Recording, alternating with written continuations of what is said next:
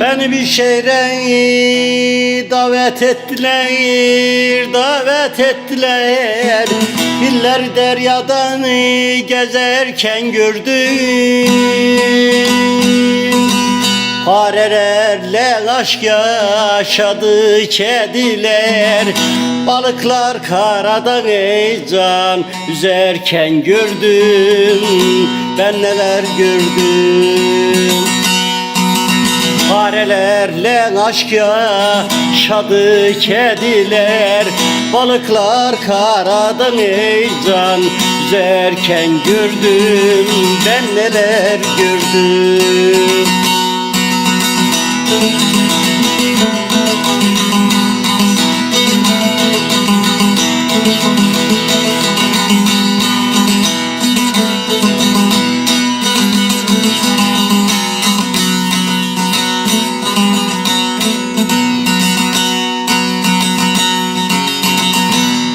Örümcek serseyleyin olmuş arkadaş Tellana kumruya asmışlar savaş Burada ağbabayı sarmış bir telaş Eşekler saraydan heyecan azarken gördüm Burada ağbabayı meyzanza sarmış bir telaş Erkekler saraydan heyecan azarken gördüm Bak neler gördüm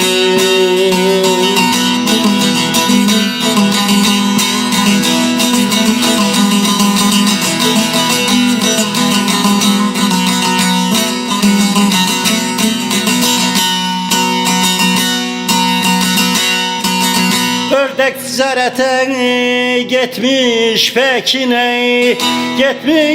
Pekin'e Angut'ta habersiz binmiş terkine Deve hesap yapar elde makine Katır matematik çözerken gördüm Deve hesap yapar heyecan elde makineyi Katır matematik çözerken gördüm Ben neler gördüm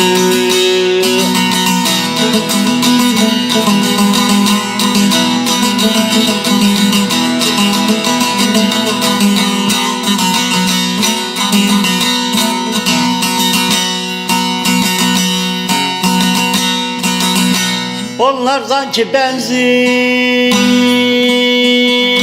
mabuta Heyecan mabuta Yılan başkan olmuş tavşan zabıta Burada yönetimi vermişler ite Burada yönetimini vermişler ite Baykuşlar saraya neydem sarken gördüm Ben neler gördüm Burada yönetimi neydem vermişler ite Baykuşlar saraya neydem sızarken gördüm Ben neler gördüm